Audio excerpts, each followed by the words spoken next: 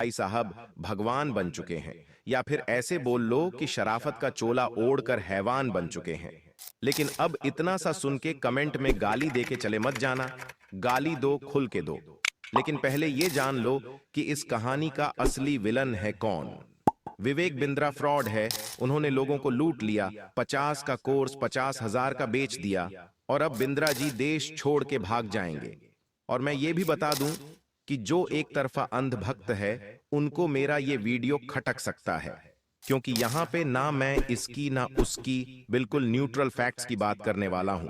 आपने ये तो जरूर सुना होगा कि एक झूठ को अगर बार बार सच बताया जाए तो वो झूठ सच लगने नहीं लगता, सच बन जाता है। बिल्कुल वैसा ही हुआ है डॉ विवेक बिंद्रा के साथ। और डॉ विवेक बिंद्र कितने बड़े फ्रॉड हैं, ये तो आपने यूट्यूब पर देख लिया होगा, लेकिन आज आप जानोगे संदीप जी कितने बड़े भगवान हैं। ये भी जानोगे इस पूरी कंट्रोवर्सी के पीछे संदीप माहेश्वरी का इंटेंशन क्या है, और ज्यादातर लोग संदीप माहेश्वरी का साथ दे रहे हैं। लेकिन क्यों? सबसे पहले मैं ये क्लियर कर दूं कि विवेक सर और संदीप सर दोनों को मैं बहुत मानता हूं, बहुत रिस्पेक्ट भी करता हूं, और बचपन से आज तक दोनों से बहुत कुछ सीखा भी हूं। लेकिन आज मैं बात करूंगा बिल्कुल न्यूट्रल फैक्ट्स की, क्योंकि मैं वो देख पा रहा हूं जो बाकी लोग नहीं देख पा रहे, या शायद देखना नहीं चाह रहे, क्योंकि ये पूरी कंट्रोवर्सी एक सोची समझी प्लानिंग है विवेक बिंद्रा को फंसाने की। तो आपके वक्त की कीमत को समझते हुए करते हैं इस वीडियो की शुरुआत करता हूं। संदीप माहेश्वरी एक बहुत बड़े मोटिवेशनल स्पीकर हैं, और यूट्यूब पर इनके करीब 3 करोड़ तक सब्सक्राइबर हैं। ये एक बिजनेसमैन भी है, और इनकी कंपनी का नाम है इमेजेस बाजार। ये इतने क्रांतिकारी इंसान है कि इन्होंने अपने YouTube चैनल पर ऐड नहीं चलाई हैं, यानी जिस चैनल से वह लाखों करोड़ों कमा सकते, बट वहां से वह कुछ नहीं कमा रहे हैं। लेकिन यह तो उनकी पर्सनल चॉइस है, पर इसका मतलब ये नहीं कि जिस यूट्यूबर ने ऐड नहीं चलाए वो सही हैं, और जिसने ऐड चलाए वो गलत हैं। अब बात करते हैं इनकी डार्क साइड की। आपने ये तो जरूर सुना होगा कि हर इंसान के दो चेहरे होते हैं। एक तो आप आजकल YouTube पर देख चुके हो, और दूसरा मैं आपको दिखाता हूं। आपसे सर 1 रुपए भी मांग लूं अपने सेमिनार की फीस के नाम पे, मेरी तरफ फिंगर पॉइंट करके बोलना कि संदीप माहेश्वरी चोर है। ये इनके खुद के वर्ड्स हैं, लेकिन संदीप सर ने हिंदुस्तान टाइम के फ्रंट पेज पे खुद के पेड सेशन की एड निकाली थी, और एलएलए ने दिखाया कि वो एक सेशन के 36 लाख डिमांड कर रहे थे।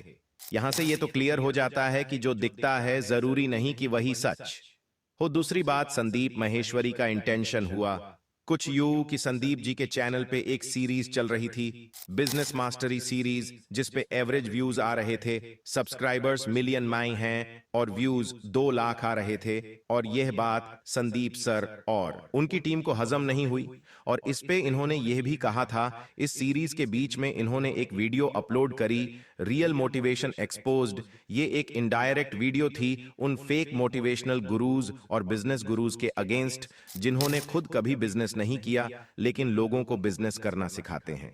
और ये एक सही स्टेप था, इसके अगेंस्ट आवाज उठानी चाहिए थी, और उस वीडियो पे आ गए मिलियन में व्यूज। तब संदीप जी को लगा कि ये बन गई बात, अब इसी तरह के मुद्दों को पकड़ते हैं और करते हैं युद्ध का ऐलान। लेकिन यहां पे यह सोचना भी जरूरी था कि युद्ध ऐसे क्रिएटर के साथ हो जहां पे ज्यादा से ज्यादा फायदा हो सके।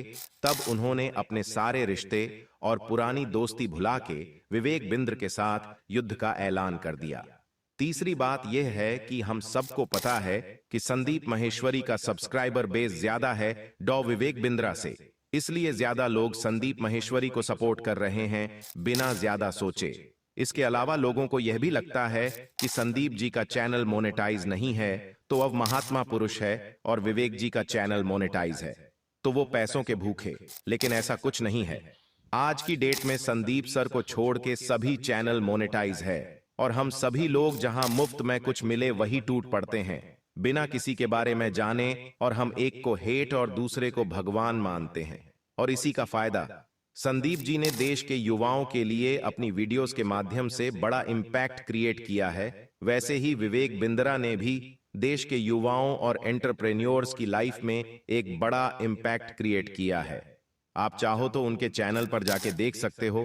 ये वक्त ये देखने का नहीं है कि किसने फ्री दिया और किसने नहीं, बल्कि ये देखने का है कि एक इनोसेंट इंसान को फंसाने की कोशिश की जा रही है और लीगली गिल्टी प्रूफ हुए बिना ही बिंद्रा जी गुनहगार बन चुके हैं। क्योंकि एक कहावत है कि एक झूठ को अगर बार बार सच बता के दिखाया जाए तो वो सच बन आता है, और वही किया है संदीप माहेश्वरी ने। क्योंकि संदीप सर के लिए कुछ भी करना आसान है। दोस्तों, मुझे पता है अब आप लोगों मुझे गालियां देंगे और कुछ लोग सपोर्ट करेंगे, बट मेरा मकसद यही था कि मुझे आप तक अच्छी और सही बात रखनी थी। और आपने वीडियो यहां तक देखी है तो आपको कुछ ना कुछ समझ में आ गया होगा कौन है इस कहानी का रियल विलेन। मिलते हैं आपको अन्य टॉपिक के साथ, तब तक इस वीडियो को शेयर जरूर करें। धन्यवाद। लेटेस्ट अपडेट्स हुआ वो अब खत्म हो चुका है। सामने आपका भविष्य है जिसको आप सुधार सकते, और यदि भविष्य सुधर गया तो आपके कल में आप कितने असफल थे इस बात से किसी को कोई फर्क नहीं पड़ेगा। तो आपको मेहनत करनी होगी, आग लगानी होगी। झूठ कहती है दुनिया की 22 लाख बच्चों का कंपटीशन है। नहीं है, मैं देख रहा हूँ ना, 22 लाख बच्चा बचा ही नहीं है। 22 लाख में कंपटीशन है ही नहीं। कंपटीशन तो आखिरी 1-1.5 लाख का ही कंपटीशन है। कंपटीशन 22 लाख का है ही नहीं। यही आखिरी के 3 लाख बच्चे हैं जो compete करते हैं। बेटा यही तो सच्चाई है ना। मैं कितनी बार बोलता हूँ आपसे कि रिजल्ट वाले दिन नहीं आता है, उससे बहुत पहले आ चुका होता है। रिजल्ट वाले दिन बस आपके सामने दिख जाता है, आता उस दिन नहीं। रिजल्ट आपके सामने अभी भी है, बस आप देखते उस वक्त हो उसको जाके। 22 लाख बच्चों में कंपटीशन नहीं है, लास्ट के 3 लाख बच्चों का 15%। हम लोग बार बार बोलते हैं ना कि 22 लाख बच्चे बैठेंगे, इतना बड़ा कंपटीशन है। 3 लाख बच्चे हैं ना, यहाँ होता है कंपटीशन। 3 लाख स्टूडेंट्स, ये है एक्चुअल कंपटीशन आपका। और अब यही लोग बचे हुए हैं। फिर ये गिरते गिरते वहां से और कम होता जाएगा ये डेटा, 5%, 4%। फिर वो अंत वाले बच्चे पहुंचते हैं गवर्नमेंट मेडिकल कॉलेज में। क्या डिस्ट्रैक्शन है आपके जीवन में? मोटिवेशन की कमी है, डिस्ट्रैक्शन है कि सर मोटिवेशन नहीं है, सर लाइफ में बहुत डिस्ट्रैक्शन है। भगवान पे विश्वास करने वाले को, और जब मैं भगवान बोल रहा हूँ तो अपने अपने धर्म के हिसाब से अपने अपने क्रिएटर को आप मान लें। भगवान पे विश्वास करने वाले को हमने बोला कि वो गवार है। जो भी व्यक्ति होता है जो भगवान पे विश्वास करता है, हम लोग कहते हैं ये तो बहुत पुरानी सोच का है, ये तो गवार है, साइंस ये कहती है, साइंस वो कहती है। मैं तो फिजिक्स का ही टीचर रहा हूँ। आप इतिहास के जितने बड़े साइंटिस्ट उठा लो, सब ये कहते हैं कि ये दुनिया किसी ने बनाई है, अपने आप नहीं बनी। हाँ, वो रचयिता जो है दुनिया का, वो देखने में कैसा होगा हमें नहीं पता है। इसीलिए उपनिषद कहती भी है कि भगवान का कोई रूप नहीं है, भगवान का कोई शेप नहीं है, पर है। मॉडर्न समय में क्या हुआ कि हम उससे दूर हो। हमें लगा कि बहुत कूल होगा अगर हम बोलेंगे कि I am N atheist, I don't believe in God. हमें लगा ये बहुत कूल है। और आप देखो जैसे जैसे आप अपने भगवान से, आप किसी भी भगवान को आप मान सकते हो, अंत में सब ऊपर एक है। आप यहाँ लड़ाई झगड़ा कर रहे हो, रचयिता तो एक ही होगा ना। तो आप जब उससे दूर होते हो तो आप बीमारियों से ग्रस्त होते हैं, समझ रहे हो। आपको अपने माता पिता, अपने भगवान, इन सब के साथ समय बिताना होगा, इस दूषित दुनिया से, इस कलयुग के शैतान से बचने। आप जिस भी भगवान को मानते हो उसके सामने जाके हाथ जोड़ना, या जिस भी तरह से आप प्रेयर करते हो उस तरह से प्रेयर करना, शक्ति मांगना अपने अंदर। वही आपका असली साथी है, उसने ही आपको बनाया है। इनसे शक्ति लेना, इनसे बात करना, जीवन में सुधरते हैं, कुछ बहुत बढ़िया जीवन में करें, वापस शक्ति लेंगे। और आपको अपने कल को अब भूलना पड़े। जब तक बेटा आप दुख को नहीं छोड़ोगे, दुख आपको नहीं छोड़ेगा। अतीत के बोझ को लेकर आप कभी भी भविष्य में मत जाओ। आपके कल में जो हुआ वो अब खत्म हो चुका है। सामने आपका भविष्य है जिसको आप सुधार सकते, और यदि भविष्य सुधर गया तो आपके कल में आप कितने असफल थे इस बात से किसी को कोई फर्क नहीं।